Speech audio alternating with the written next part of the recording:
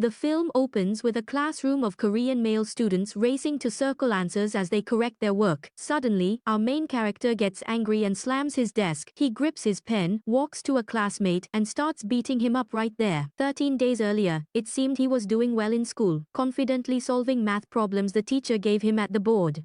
Day after day, while his classmates spent breaks playing, he kept practicing. Even during lunch, he would study English. There were only 13 days left until the mock exam. Our main character was always the first to arrive in class, sitting alone and working through problems. His name is Ss1. Thanks to his tireless efforts, he managed to win second place in the school's math competition, along with another student named Bin. After receiving his award, Bin glanced thoughtfully at Ss1 but didn't say a word. During recess that day, there was a boy being bullied. He was forced to dance and perform to entertain a group of other students. They claimed he wasn't doing a good job and then made him go buy drinks. Then that boy picked up a slipper and aimed it straight at Ss1. Ss1 wasn't angry at all. He just looked at the boy and gently said, "Be more careful next time." This made the boy both angry and embarrassed, but Ss1 didn't pay him any mind. Seeing that Ss1 didn't care, the boy sat in front of Ss1 and blurted, "You're such a loser." The atmosphere was so tense it felt like it could explode. When they arrived, a group of rowdy baseball players stormed in, looking for Suho. They were after Suho because they'd heard a rumor that he was hitting on their girl, Noel. But Suho didn't care, since Noel wasn't even his type, which made the other guy furious. He grabbed a bat and charged at Suho. Suho seemed used to these fights, so he dodged fast. That just made the crazy guy even more furious, swinging his bat wildly at Suho. Even with the whole baseball team, they still couldn't beat Suho. It was so pathetic Suho even told them, "You should just head straight to the nurse's office and save yourselves the trouble." In the fight, Suho accidentally dropped Ss1's pencil case, so he quickly bent down to pick it up for Ss1, just like a hero. Our main character is an excellent student. At home his walls are covered with math awards, but his father is always busy with work. When he got home, he heard that his father was about to leave for training. Ss1 didn't seem happy about it, but he had to accept it. That night while he was studying, his father came into the room and asked if he was still in touch with someone, but Ss1 just replied that he was studying. Meanwhile, his math teacher was very proud of her child. But surprisingly, that teacher actually had a photo taken with Ss1 and even kept it in a frame on her desk. The next morning, class went on as usual. Ss1 sat quietly in his seat, but he was looking for something and couldn't find it. It seemed like he knew exactly which bully had taken his sports gear, but he chose not to make a fuss about it. During gym class, Suho performed well and the teacher suggested he join the national sports competition, but he didn't seem interested. When he sat down to rest, he locked eyes with Ss1, who was struggling to run, taking each step with difficulty. Meanwhile, the other boys sat around gossiping and mocking Ss1's weak running form. Annoyed by what he heard, Suho casually threw a shoe at the guy and made him pick it up himself. That guy's name was Dongchan. Ss1 took almost 10 minutes to finish running and the teacher reminded him he needed to improve his fitness. Meanwhile, Bin sat with his friends, bad-mouthing Ss1, when Ss1 walked over to talk to him. Ss1 didn't want Bin getting involved in those childish games, but they all pretended not to understand and ignored him. As Ss1 was about to leave, they suddenly grabbed him by the neck and shoved him against the wall. The supervisor arrived in time, so Ss1 was let go. At that moment, Bin tried to manipulate Ss1, warning that snitching would lose conduct points and not be recognized as an excellent student, so he should keep quiet. So Ss1 stayed silent and turned to tell the teacher that he was fine. He went home alone again, ate dinner by himself and started studying, when suddenly a delivery person showed up with food. Strangely, Ss1 hadn't ordered anything, but the delivery guy insisted it was the right address. When Ss1 opened the door, it turned out Suho was the delivery guy. Suho cheerfully barged into Ss1's house and asked for a glass of water, leaving Ss1 no choice but to get it. Before Ss1 could pour the water, Suho rudely grabbed the bottle and drank straight from it. Once he'd quenched his thirst, Suho casually left, leaving Ss1 standing there completely bewildered. The next day, a new student transferred in, named Bong-suk. He came from Moongang School, and looked just like a gentle, well-off young man, the classic Korean boy type. During break time, Bin was about to pick a fight with Bong-suk, but Ss1 quickly got there first and told him to stay away from his desk. While facing off with Bin, Ss1 grabbed a pen and clenched it tightly in his hand. Meanwhile, Suho grumbled, "You guys are so loud, let me sleep," which made Bin back off. That night Yongbin and his group went out to a bar to drink and talk about Seun. They were pretty annoyed but were unsure what to do. Meanwhile, Seun kept studying diligently, not caring about others. Suddenly, a guy showed up to deliver drugs to Yongbin's group. Jongbin paid for his friends and left to study, leaving the others to get high with the drugs. After, Jongbin found the delivery guy to ask more about the drug's effects and what would happen if used differently. The delivery guy patiently explained, but reminded him to always use in moderation. Seun took the bus home, and when his dad messaged to check on him, he replied gently that he was fine. While he was walking, he ran into two of Yongbin's underclassmen again. They offered Seun a cigarette, but he refused, immediately pulling out a ballpoint pen and clicking it, ready to fight. Seeing this, the delivery guy quickly pushed the two underclassmen aside, knowing Seun was not someone to mess with. The next morning, Bong-suk was dragged by Yongbin to the vending machine, where he was offered a can of drink. Jongbin knew Bong-suk had been bullied at his old school, which was why he transferred here, so he befriended him and pretended to promise to keep his secret, while also asking Bong-suk for a favor. He handed Bong-suk a neck patch laced with some kind of drug, which he had inquired about the day before. Bong-suk pressed that patch onto Seun's neck, pretending he was swatting a mosquito. The patch made Seun dazed and he started to hallucinate. He couldn't do his test, so he struggled to make his way to the bathroom. Seun staggered to the sink to wash his face, then dragged himself back to class in a daze. He sat there in a daze, then slowly peeled the patch off his neck. Staring at it, he started slapping himself, leaving the whole class wide-eyed in shock. His cheeks turned red after a few slaps, but eventually he calmed down. In the afternoon, when checking the answers, just one question wrong was enough to make Seun frustrated. He slammed the desk, gripped his pen, and marched over to Yongbin.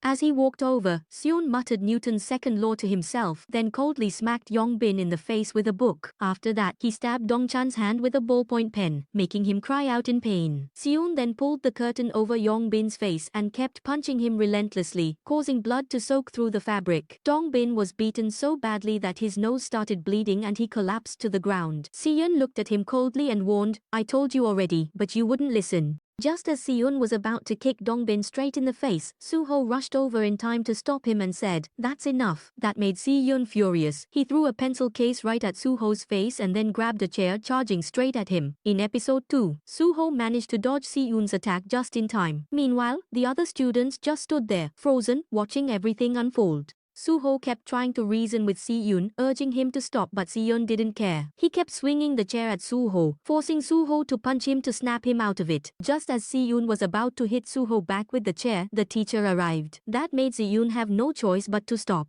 At that moment, Suho explained he was just trying to break up the fight and almost got hit with a chair, so he apologized to the teacher. Suho also urged Seun to apologize, but Seun just stood there, frozen, looking at everyone without being able to say a word. Later at the hospital, Seun went with his teacher to visit Dongbin. As soon as they walked in, they heard Dongbin's mother wailing because her son had been punched so badly that his nose was seriously injured.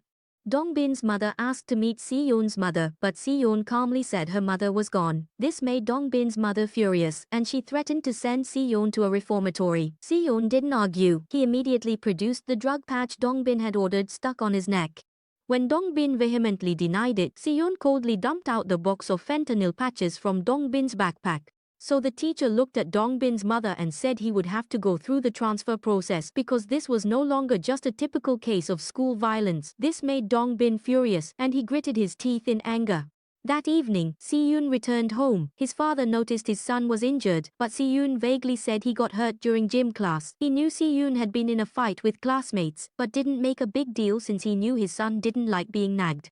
That night, while studying, Seun put down his pen, recalling fighting with Suho, especially that chair-throwing move. The next morning at school, everyone kept their distance from Seun, except Dongchan, who challenged him saying, "See me after school." Seun replied, "Why not now? That's more exciting." Just like that, the two of them headed out together, with a crowd of curious students following to watch what would happen. Seun led the two guys into the restroom and asked if they knew how badly he was doing in school. Then, he calmly closed the restroom door so no one could look in. Seun saw them as dogs, and as he walked toward them, he was thinking of his next move. One of the guys saw Seun with a pen and instantly remembered stabbing Dongchan's hand with a pen, so he was scared. The two held their breath and slowly backed away. But then, Seun turned and walked away, calm. Outside, classmates followed, asking how he was, but the main character turned the question back. "Are we really that close that you need to ask?" Si-yoon went back to class, sat down, and picked up his pen to continue working as Soo-ho entered the classroom. He looked around and saw the classroom was empty, so Si-yoon stayed silent. The delivery guy showed up to see Dongbin with a bag of oranges and tossed it onto his bed. He even suggested that since Dongbin's nose was already messed up, he might as well get a nose job. At this point, Dongbin wanted to hire that guy for revenge, acting like he had money and wanted to pay him to beat up Si-yoon. But Dongbin's attitude and expression just made the guy look down on him, not take him seriously at all, because from the way Dongbin looked, there was no way he could pay for this kind of hired muscle. So Dongbin had to swallow his pride and beg his brother for help. That evening, while Si-yoon was on the bus home, he happened to run into Soo-ho. The two of them exchanged a brief greeting, and then Si-yoon took the opportunity to apologize to Soo-ho for what happened yesterday. As the traffic light turned green, the two said their goodbyes, each returning to their own lives. Si-yoon returned to his quiet home, while Soo-ho continued with his tough part-time job. Early the next morning, Soo-ho came to school to wash up, and as usual, Si-yoon was first to arrive in class to review his lessons. You could see Si-yoon working on practice problems, while Soo-ho lay with his arms on the desk, sleeping soundly. By noon, Si-yoon called Soo-ho to have lunch, which startled him. So the two ended up having lunch together, chatting about all sorts of things as they ate. This scene made all the other students in the school whisper and gossip about how those two suddenly became as close as lifelong friends. Meanwhile, there was a guy who lost 3 million playing online gambling, so he went to Dongbin Senior to borrow some money. That's when we find out that the cyber guy in Senior is actually Sukdae and the gambler is Golsuk. Sukdae led a group of tough-looking guys to meet Dongbin. Now even the girl in the group doesn't bother showing Dongbin any respect. The gang gathers to ambush Si-yoon after school and give him a beating. After school, Bomsuk chases Si-yoon to ask about the tutoring place, but Si-yoon isn't interested and just walks away. Soo-ho is still sleeping in class, so much so he doesn't realize when school is over. By the time he suddenly wakes up, the whole class has already finished cleaning up ages ago. On his way home, Si-yoon runs into Dongbin's group. Si-yoon actually wants to confront Dongbin, but he calmly takes off his headphones.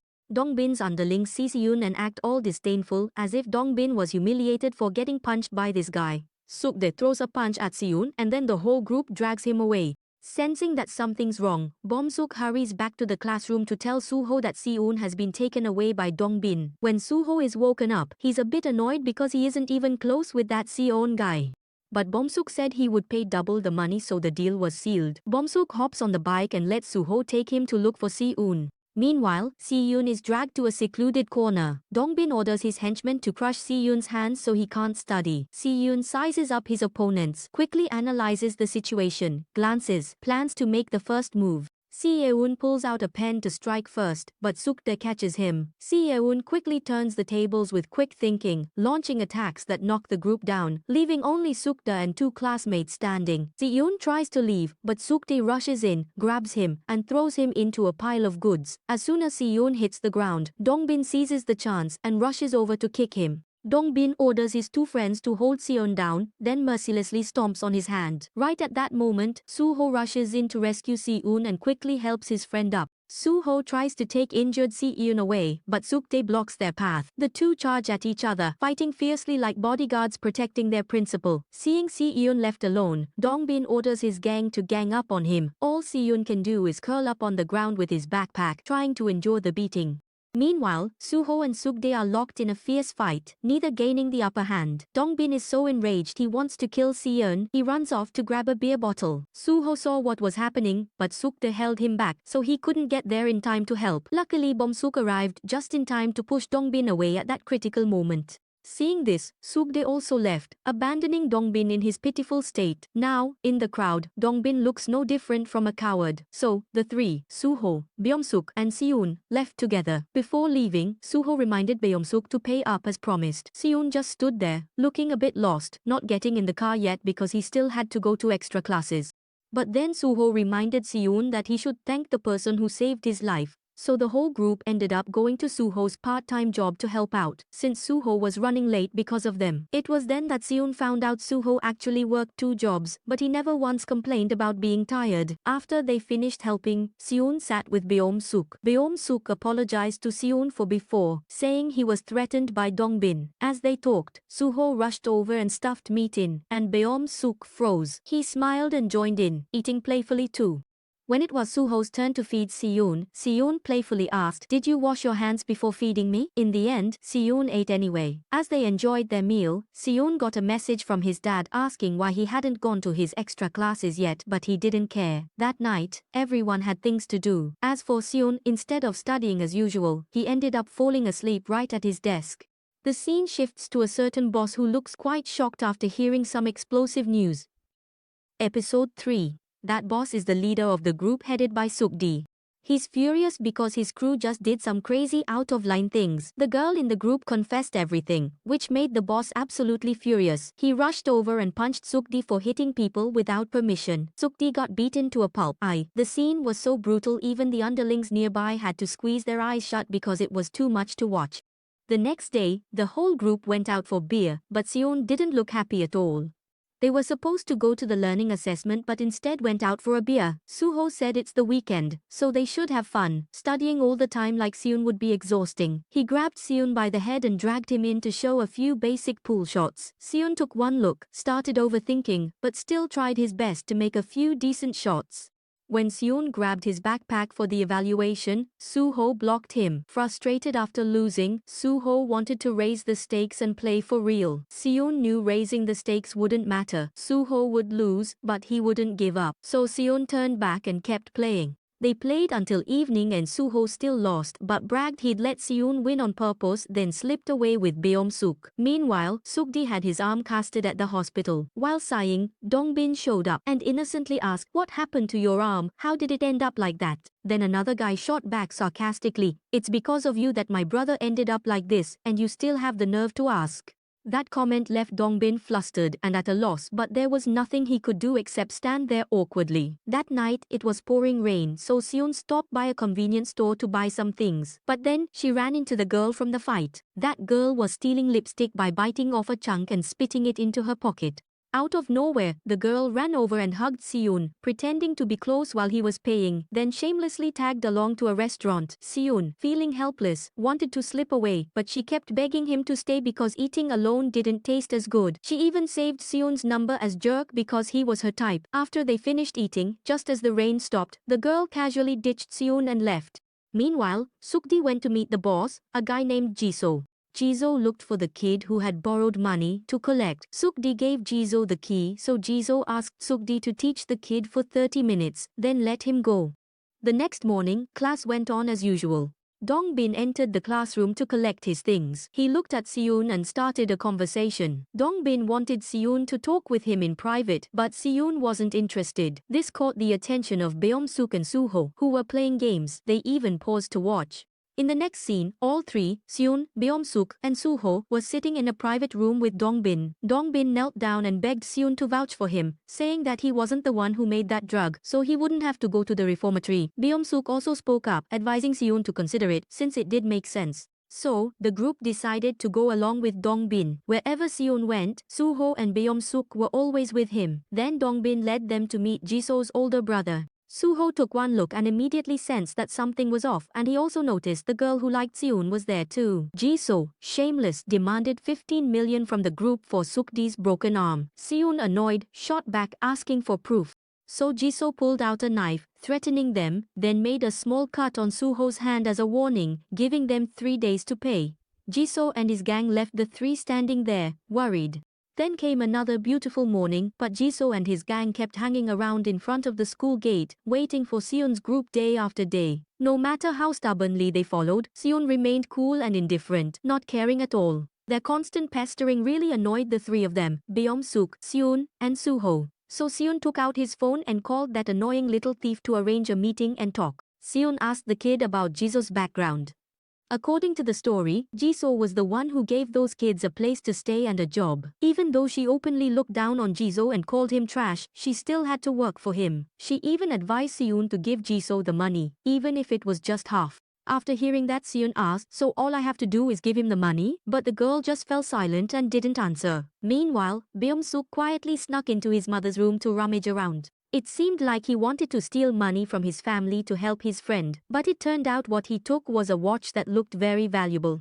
The next day, Beom-suk brought his two friends into the chemistry room and announced he would take care of things since it had been 3 days. He pulled out 15 million, leaving Seun and Suho stunned. Suho couldn't believe Beom-suk's parents would hand over so much money, so Beom-suk confessed he had sold his father's watch. Suho didn't agree with giving the money to those guys and said he would report it to the police. As for Seun, he thanked Beom-suk but also refused to accept the money, saying he would let the police handle it. Seun had found out that Jisoo was forcing a group of homeless debtors to work for him. He was also the one behind the gambling app, where at first he let players win a few million to lure them in, then cheated to take all their money, making them desperate and secretly contacting them to offer high-interest loans. The students who couldn't pay back the money were forced to do illegal things, even selling drugs. After telling the story, Suho turned to Seun and asked, "How do you know all this?" As they left, they ran into Jisoo's group at the school gate. Suho volunteered to go first as bait, while Seun and Beom-suk stayed to call the police. Suho calmly walked to the gate to meet Jisoo, who immediately mocked him, calling Suho a loser and more. Suho suggested they talk first and directly brought up the illegal gambling ring Jisoo was running. Suho made up a story, saying he went to school with Zugde's cousin to make his threat more convincing. After a speech full of intimidating logic, Jisoo finally agreed to talk with Suho. After that, Suho got into the car with them. As for that annoying girl, she suggested that Seun and Bong-suk be let out first before they left, to be safe. Since Jisoo had already left, the annoying girl sent the location to Seun. Seun messaged the address to Suho and asked him to confirm if it was correct. Bong-suk disagreed with this plan and decided to get in the car and chase Jisoo. He wanted to give the money to Jisoo, end it, and leave. Meanwhile, the annoying girl also confessed to Zugdae that she wanted to put Jisoo in jail, so she had teamed up with Seun. Finally, Suho was brought to the location. He quickly used his smartwatch to pinpoint the location and reported it to Seun. Suho walked in, maintaining a calm expression as if nothing had happened. Jisoo asked Suho to hand over his phone for safety reasons, but Suho skillfully refused, saying he wanted to feel safe too. That made them furious and they rushed at Suho to snatch his phone. They managed to read the messages and Suho was beaten until he passed out. When Bong-suk arrived, he saw Suho being carried out like a sack of rice. Bong-suk pulled out money, saying he wanted to pay the debt. Seun and the police arrived, but by then, everyone was gone. The police signaled to withdraw since they didn't have a search warrant. Feeling helpless, Seun paused, then took a risk and jumped the fence. He looked around, went to the door, tried to open it, but it was locked. Seun grabbed a dumbbell, smashed the glass, stepped inside and found the house empty. Seeing bloodstains, Seun knew Suho had been beaten. He tried calling Suho but no one picked up. Seeing the room ransacked and all the important things taken, Seun immediately understood that they had already made their escape. Episode 4. Bong-suk had been dragged into a car by Jisoo's gang, along with Suho. They tied up both of them tightly and gathered up all the books and documents to take with them. Suddenly, police sirens blared, startling the criminals and sending them scattering. What kind of police blare sirens so loudly that the criminals just run off like that, honestly? At that moment, Jisoo hurriedly called Zugdae, who picked up after several tries. Jisoo spoke firmly, telling Zugdae to come to Manju immediately and bring Youngji. Hearing Zugdae stay silent and not answer, Jisoo threatened, saying he was holding the boy, and if they didn't come quickly, someone might lose their life. So Zugdae hurriedly gave a card to Youngji, telling her to rent a room and stay there for a few days while he left. Just as Zugdae left, Seun managed to call and report the situation. At that moment, Youngji quickly asked Seun to install a location-sharing app and told him to make sure to call the police and follow Zugdae. Youngji even asked Zugdae to let her come along, begging not to be left alone. Meanwhile, Seun stood silently, staring at the blood stain left by Suho. His mind was filled with thoughts about Suho and Bong-suk. Right after that, he received a message from Youngji telling him to come to Manju immediately. So without thinking much, Seun dashed off at full speed to catch up. Zugdae had led Youngji to a place that seemed to be Manju. He and Youngji simply unlocked the door and went inside. Meanwhile, Suho had regained consciousness and found himself sitting with Bong-suk. Bong-suk explained that he was worried about his friend, so he rushed over, but ended up getting caught as well, which moved Suho deeply. Outside, Youngji kept a close eye on Zugdae while also taking the chance to check her phone. Zugdae apologized to Youngji for getting involved with Jisoo. He felt guilty for dragging her into danger. Hearing that, Youngji replied, "Do you like me?" Zugdae was stunned. Soon after, Seun arrived in Manju and reported it to the police. Zugdae and Youngji moved to confront Jisoo. Gisu raised his voice and asked what he had done to upset Sukde, saying he gave him everything, like family. Sukde didn't explain, bowed his head and said, "Go ahead and hit me." So Sukde ended up getting beaten badly by Gisu. Youngji couldn't stand to watch any longer and spoke up. That's when Gisu realized this girl was the root of all the trouble, so he ordered his men to drag her away. Meanwhile, Sukde was left beaten, in pain in a corner. Seon followed Youngji's location, trying to find his friend. Gisu picked up a knife, threatening Suho, but Sukde suddenly jumped up to stop him.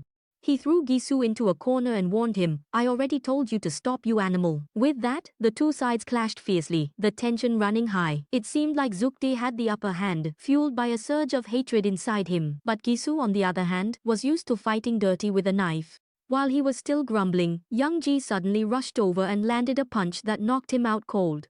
Seeing this, Gisu's underlings tried to jump in, but Youngji quickly grabbed the knife to threaten them. In the heat of the moment, Gisu regained consciousness and started choking Youngji. Her face turned red as she struggled to breathe. Luckily, Seon showed up in time and said police were coming. Hearing that, Gisu and his gang panicked and ran. Sayun hurried over to untie his friends. Just when they thought everything had calmed down, Gisu and his gang suddenly came back. Furious at being tricked by Seon, Gisu charged in to start another fight. With no other choice, both sides threw themselves into a fierce and intense brawl once again. Spotting a knife on the ground, Gisu rushed to grab it. Meanwhile, Youngji, Sukde and the kid took the chance to sneak away. But as soon as they slipped out, they ran into the police, so they quickly changed direction. In the chaos, Gisu slashed Seon's face, making things even more tense. Just as he was about to finish, the police arrived. Gisu pretended to go crazy, shoving his underlings at the police while looking to escape. Seon lost it and chased after him.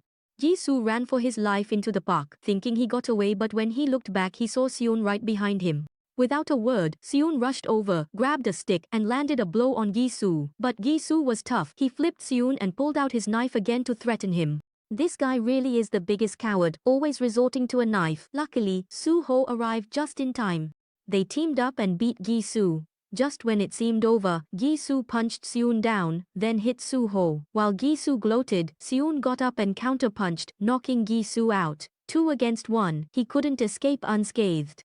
Meanwhile, Zukte's group, with Youngji and the kid, took the chance to run. Zukte locked the door behind them so Youngji and the other guy could escape, choosing to stay because she wasn't involved. As soon as the two left, the police arrived and arrested everyone else. Jisoo was also caught and ended up in the police van with Zukte. Even with their hands cuffed, they sat in the van, glaring at each other. Suho was in the ambulance, mumbling about wanting beef bone soup.